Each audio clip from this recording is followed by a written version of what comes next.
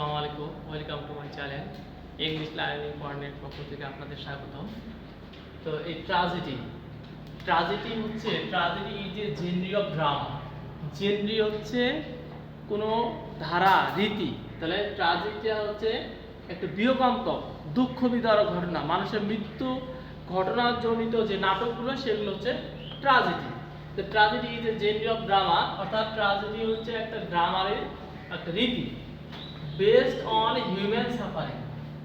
এর মূল হচ্ছে মানুষের ভোগান্তি, মানুষ যে অনেক সাফার ফ্রম করে বিভিন্ন, সেটা মৃত্যুজনিত কারণে সেটা হতে পারে, and that mainly the terrible, একটা ভয়ঙ্কর এবং সরফুল দুঃখ ইভেন্টস ঘটনা দ্যাট বিফল ম্যান ক্যারেক্টার, অর্থাৎ মানুষের চরিত্র নিয়ে যখন কোনো দুঃখ ঘটিত ঘটনা বা মৃত্যুজনিত ঘটনা অথবা ভয়ঙ্কর কোনো সাংঘর্ষিকভাবে মানুষের যে করুণ অবস্থা হয়, সেগুলোতে মানুষ কীভাবে সাফারিং করে, ভোগে, সেটাই হচ্ছে tragedy.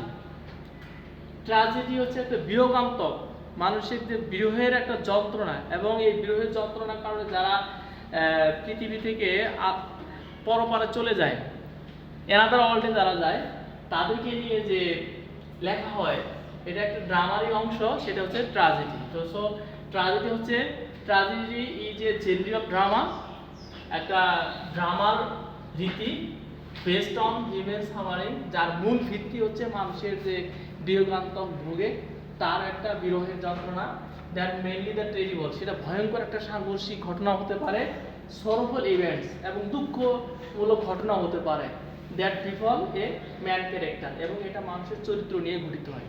Okay, thank you viewers.